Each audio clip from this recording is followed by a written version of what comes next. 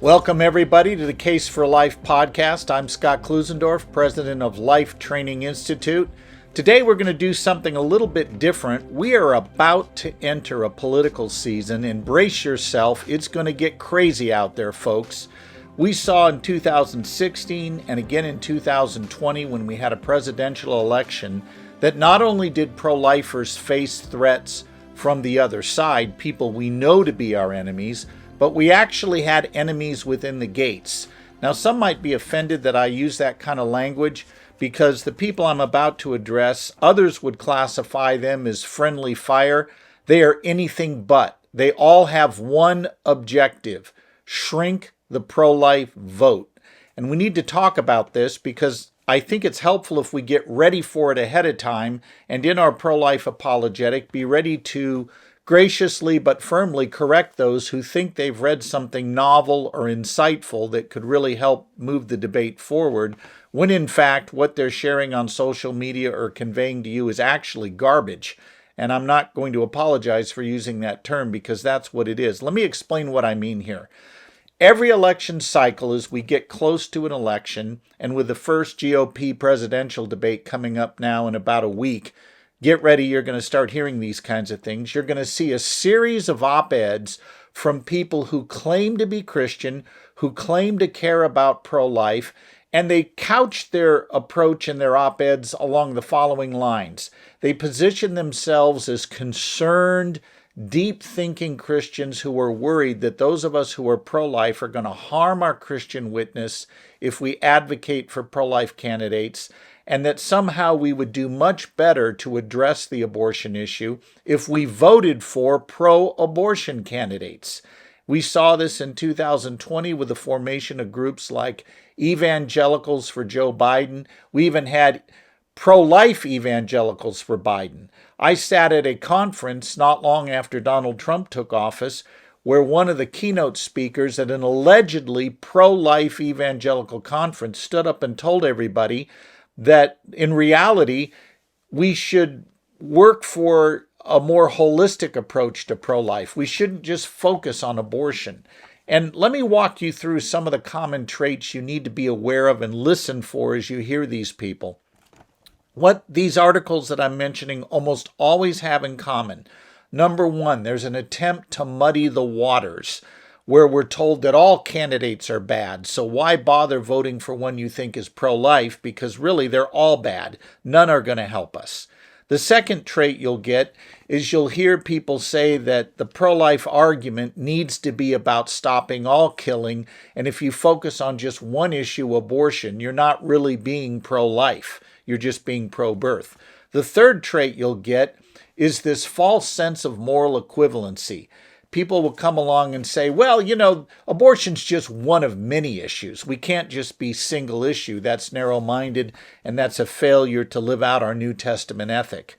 Again, these are Christians that are talking.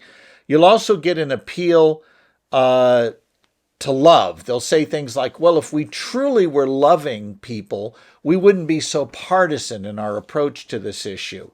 And then finally, the thing that you'll really see is these critics will confuse a character flaw in the candidate with a policy flaw that can result in millions of unborn lives being lost.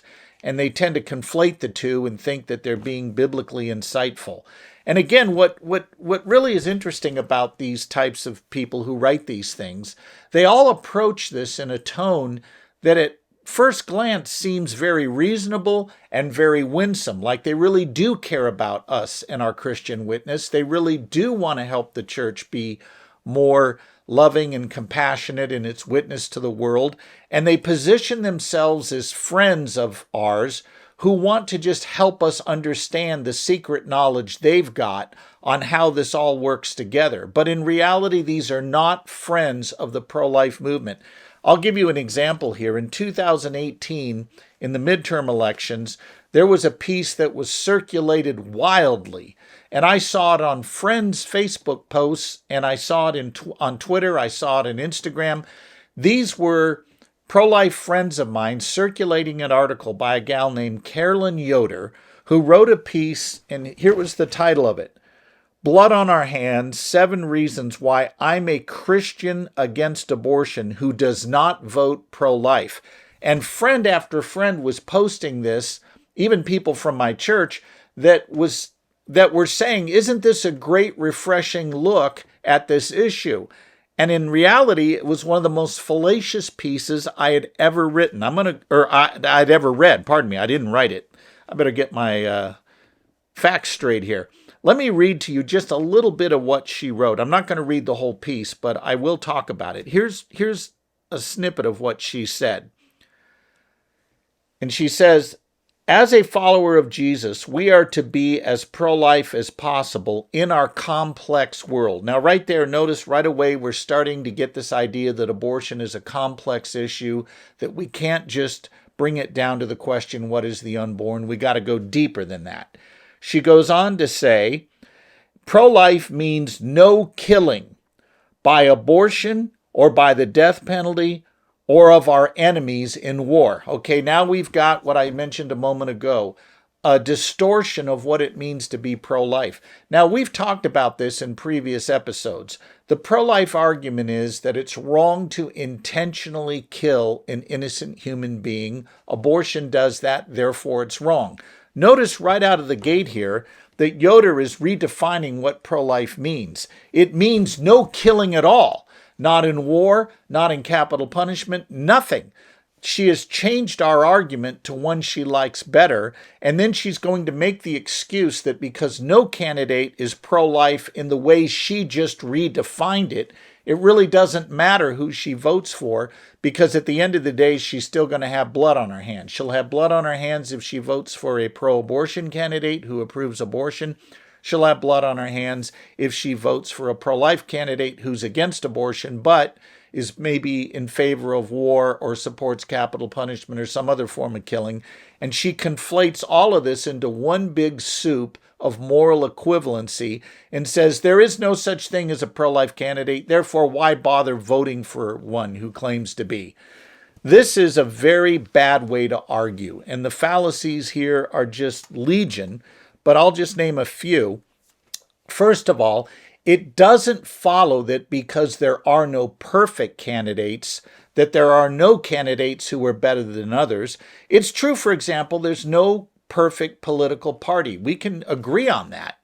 But what does that leave us with? The belief that there's no difference between parties? If you have party A over here that promotes evil wholesale and will do everything within its governance to make sure it's promoted wholesale, and you have another party over here that could maybe do a better job restraining the evil, but it's not promoting it wholesale, you mean to tell me there's no difference between those two parties? Give me a break. Yes, there is.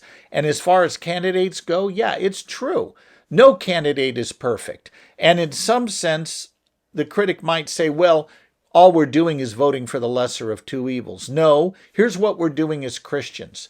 We are voting to lessen evil. When we cast a vote, we are voting to lessen evil. We are not simply choosing the lesser of two evils. And as Christians, that's our job, to promote the good and oppose the evil in so much as possible, given the political hand we're forced to deal with in a given election cycle. Well, what Yoder wants us to do here is say, well, none of this matters, everybody's bad, and therefore it doesn't make any difference how I vote. There's another confusion here, though, and we saw this in the 2020 election big time. People confused character flaws in the candidate with policy flaws promoted by a candidate and his party. For example, you had one candidate that was very nasty on Twitter. He was not very kind, he was not very gracious, and we can all admit that. You had another bad candidate, though, who, though he wasn't as mean on Twitter, was putting in place a campaign aimed at establishing intentionally killing millions of innocent human beings and using our tax dollars to fund that killing overseas and in policy directives here domestically. And people thought, oh, well, these two, we can see, we don't need to make a choice here because one is bad, the other's bad. I might as well go with the one who's not mean on Twitter. As if somehow a guy being nasty on Twitter is equivalent to someone who wants to rip a baby's face off. This is really bad moral reasoning, but this is the kind of stuff that's being promoted in election cycles. And get ready, you're going to see a lot more of it, probably starting next week with the first debate, and it'll ramp up even more as we get closer. Think biblically with me for a moment. Why did God judge Jeroboam? Was it because of his personal failings? Actually, it wasn't. The scripture indicates it was his policy failings. He led the nation of Israel into idolatry and other sins as well. It was his policy directives that brought on God's judgment more than his personal failings. Now, of course, personally, all of us are going to stand before the judgment seat of Christ and give an account for our lives. That's true. But it doesn't follow that there's moral equivalency between bad character traits at the personal level and bad policy that results in the deaths of millions of unborn human beings. And people conflated these two as if it's morally equivalent, and it's not. We have to be Christians who help others clarify what's actually at stake from a worldview perspective in a given election. Our Christian worldview ought to apply universally across all issues, including politics.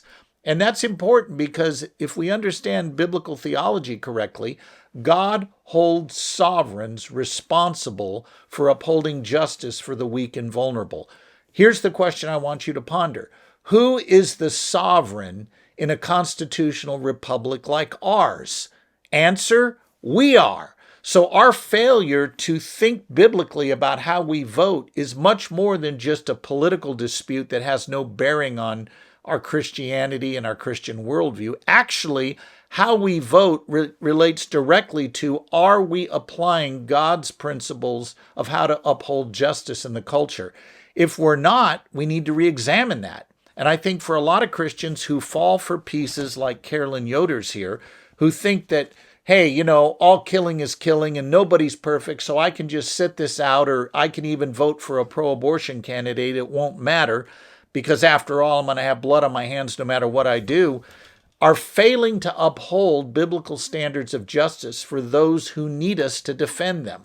And I think moving into this next election, one of the most important things pro-lifers are going to need to do is look out for these people who position themselves as being deeper thinkers, more sensitive thinkers than we are, but yet they're going to promote us voting for a pro-abortion candidate, or if they can't get that from us, they're going to discourage us from participating at all in hopes that they can shrink the pro-life vote. We cannot let them do that.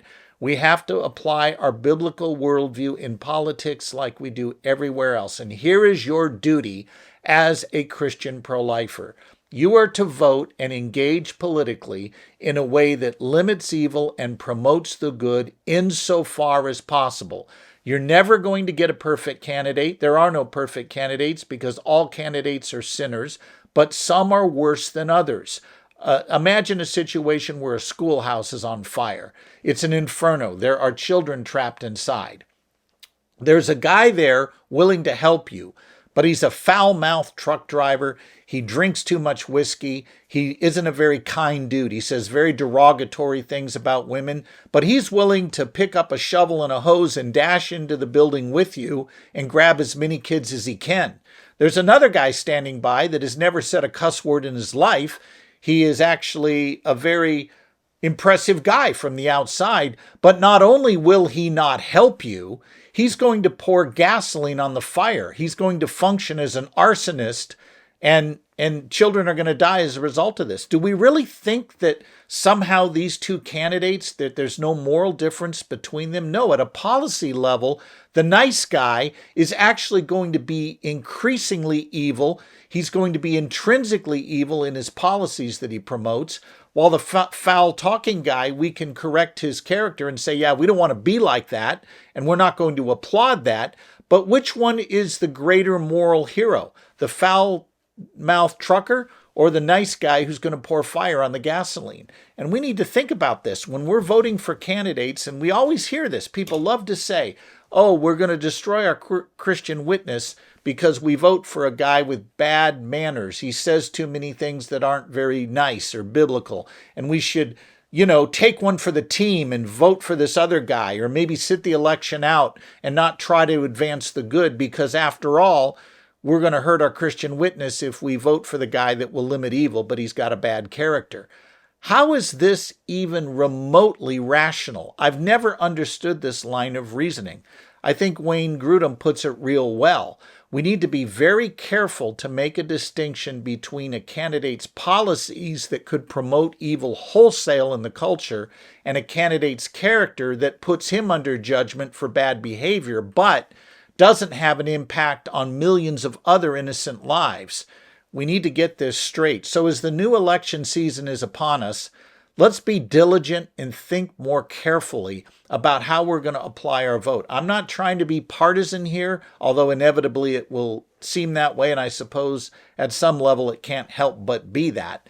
But we've got to think clearly about, are we promoting the good and limiting the evil insofar as possible, and not letting so-called friends who are deeply concerned, allegedly, about our Christian witness deter us from doing the best we can to save lives here and now.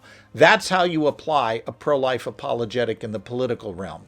You vote to limit the evil and promote good as much as you can. That's your job. That's my job. Let's not let people who want to confuse the issue knock us off task. Thank you. Look forward to seeing you next time. If you haven't visited us on social media, please do. Visit our Facebook page, or visit caseforlife.com or scottklusendorf.com, or visit our Life Training Institute website at prolifetraining.com. Would love to connect with you at one of those three places. And gear up. It's about to get crazy, folks, but we'll get through it. See you next time.